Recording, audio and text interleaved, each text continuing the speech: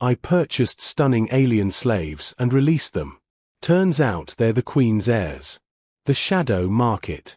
The auction house stank of desperation and contraband fuel. Kale Varden pulled his hood lower, regretting every decision that had led him to Umbral Crossing, a twilight station where laws went to die and morality was a currency nobody could afford. Lot 47, the auctioneer's mechanical voice droned. 3 specimens from the outer reaches. Ceremonial servants. Exotic. Obedient. Kale's stomach churned as 3 figures were led onto the platform in chains. They moved with unnatural grace despite their restraints, 2 adults and 1 barely adolescent. Their skin held an ethereal luminescence, like moonlight captured beneath flesh. The tallest, a woman with silver-touched hair and eyes like distant stars, lifted her gaze briefly. In that moment, Kale saw not a slave, but a caged phoenix. The bidding started low. Kale's hand rose before his brain engaged. His entire season's profits vanished in minutes, but he couldn't stop. Something fundamental in him refused to let these beings fall into crueler hands. Sold, the auctioneer declared with mechanical finality. In the transfer bay, Kale dismissed the handlers and approached his purchases alone. Up close, he could see the intricate patterns that swirled across their skin, not tattoos, but natural markings that seemed to shift in the dim light. "I'm Kale," he said quietly, reaching for the woman's restraints. "I'm going to remove these. Then you're free to go." She stared at him, uncomprehending. Her companions, a man with similar features and the younger girl, tensed like coiled springs. "Free," Kale repeated, unlocking the chains. They fell to the floor with a metallic clatter that echoed through the bay. "I'm not keeping you.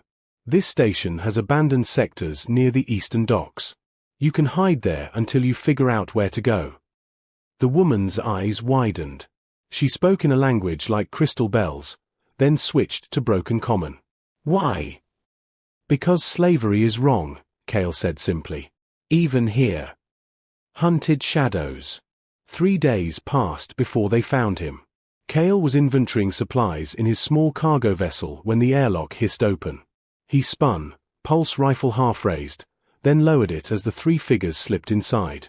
The woman, their leader, clearly, stepped forward. "Bounty hunters search for us. We need passage off station. We have nothing to offer but truth." Kale sealed the airlock. "Start talking." Her name was Thyra Solon. Her brother, Davron. Their sister, Myra. Once, they had lived in crystal palaces under 3 suns. The Astrith Empire had spanned 40 systems until General Cross staged his coup, slaughtering the royal family. Only these 3 survived, hidden by loyalists who died protecting them. "Cross sells us as curiosities," Thyra finished, her accent making each word careful and precise. "To erase our claim. To make us forget we are Solon." "You're telling me I accidentally bought an empress?" Kale ran his hand through his hair. "That's... I need a drink." "We endanger you," Davron said grimly. "We should leave." "Too late for that." Kale pulled up navigation charts. "Bounty hunters already connected us when you boarded. We run together or we die separately." The chase began at dawn. 3 hunter vessels pursued them through the Obsidian Belt, a treacherous asteroid field that had claimed countless ships. Kale piloted with desperate precision while Thyra proved surprisingly adept at the weapons console. "There!" She fired, her hands moving with fluid confidence. 2 disabled. The final hunter vessel matched their every maneuver. Kale dove between spinning asteroids, the hull screaming with proximity alerts. Thyra's hand suddenly covered his on the controls, her touch electric. "Trust me," she whispered. "Now." Together, they pulled hard starboard. The hunter couldn't match the impossible angle and slammed into ancient rock. Silence filled the cockpit. Their hands remained intertwined for 3 heartbeats longer than necessary. "Good flying," Thyra said softly, not pulling away. "Good shooting," Kale replied, very aware of her warmth beside him. Awakening bonds. The sanctuary moon of Vesper's cradle had been abandoned for decades, ancient temples swallowed by silver forests, ruins that whispered of older civilizations. Kale landed in a hidden valley while Davron and Myra explored the ancient structures for supplies. Thyra stood at the ship's ramp, watching twin moons rise over alien trees. Kale approached with 2 ration packs, offering one. "Your world," she said. "Earth. Tell me of it." They sat on the ramp, shoulders touching. Kale described oceans and seasons, cities that touched clouds, music that made souls ache. Thyra listened with an intensity that made him feel like the most fascinating person in the galaxy. "In my empire," she said quietly, "I learned 17 languages, mastered quantum diplomacy, studied war strategies before I could write poetry. But nobody taught me this. This. How to simply be." Her eyes met his. "You freed us expecting nothing. You risk everything while gaining nothing. This confuses me. Maybe some things are worth doing just because they're right."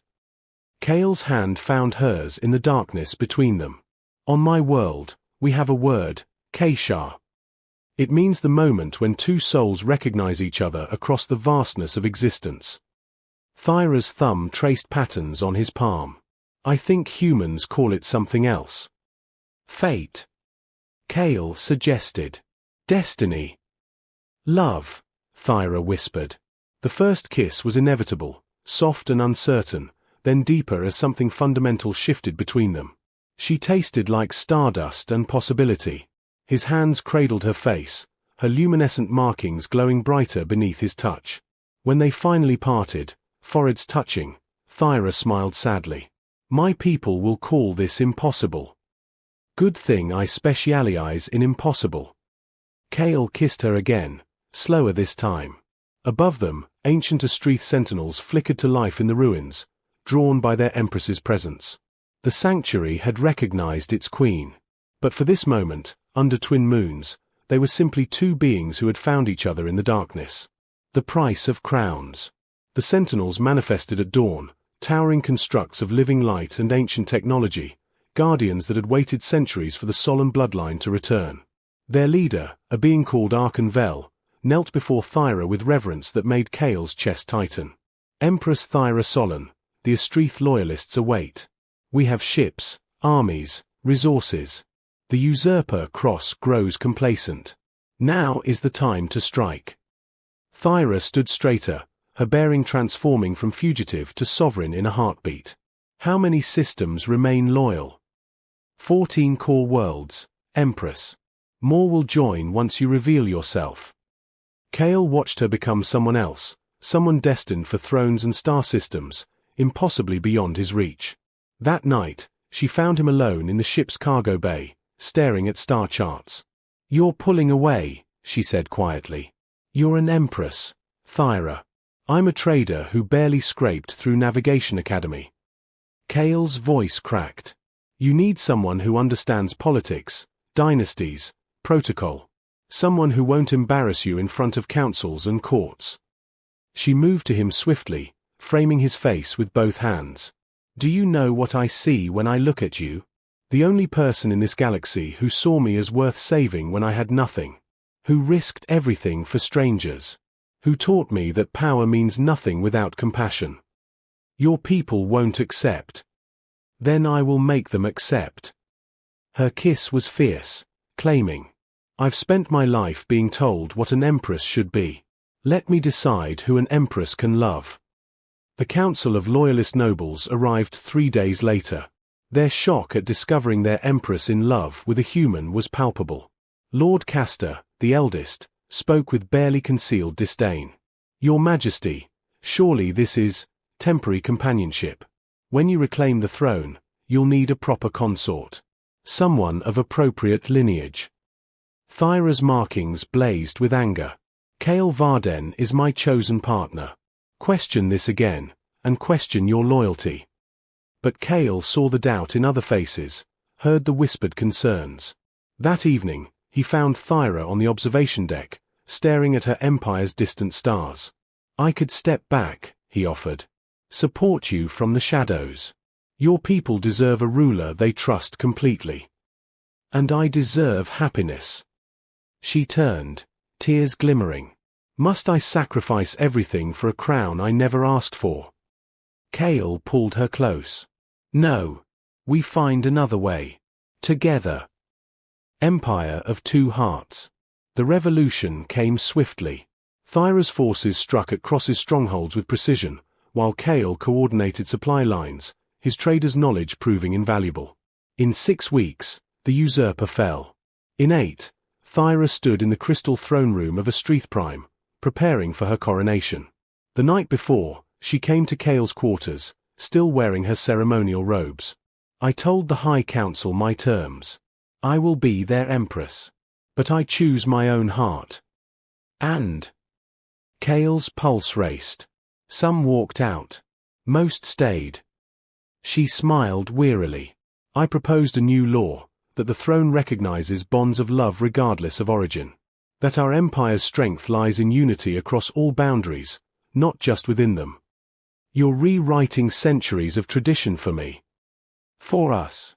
For every person told their love isn't valid because it doesn't fit ancient rules. Thyra took his hands. I won't pretend this will be easy. There will be opposition, scandal, whispers in courts.